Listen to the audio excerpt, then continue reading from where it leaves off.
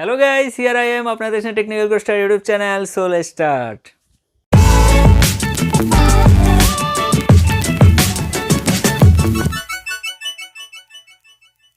একটি গরমাগরম take video নিয়ে আপনাদের সামনে আমি আজ হাজির হলাম। সো কোনো সময় নষ্ট না করে চলুন শুরু করা যাক।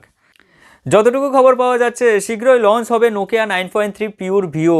সদ্য প্রকাশিত রিপোর্ট সত্যি হলে নোকিয়ার পরবর্তী ফ্ল্যাগশিপ ফোনে 120 হার্জ রিফ্রেশ রেট ডিসপ্লে থাকবে, সঙ্গে থাকতে পারে 108 মেগাপিক্সেল ক্যামেরা।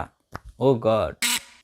নোকিয়া 9 পিউরভিউ এর মতোই নোকিয়া 9.3 পিউরভিউ এর পিছনেও একগুচ্ছ ক্যামেরা সেন্সর থাকবে।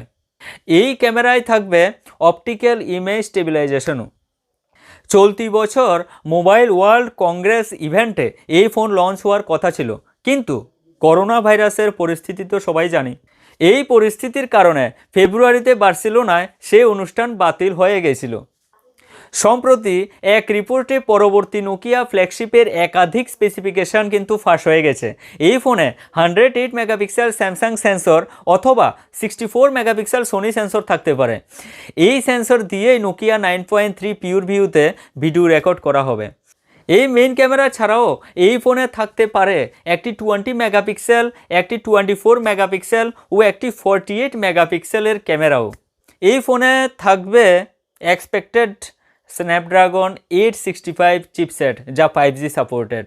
এখন দেখার কখন নোকিয়া এই ফোনকে বাজারে আনে। আর নোকিয়া ফোনগুলি কিন্তু খুব এক্সপেন্সিভ হয়, যেগুলির রেট সাধ্যের মধ্যেই থাকে না। আবার নোকিয়া কিন্তু ঠিকভাবে সিস্টেমেটিক্যালি কিন্তু স্মার্টফোন লঞ্চ করছে না, যে জন্য ঠিকভাবে সাড়া ফেলতে পারছে না। কিন্তু আগের মতো নোকিয়া কখন সাড়া ফেলতে পারবে সেটাই দেখার।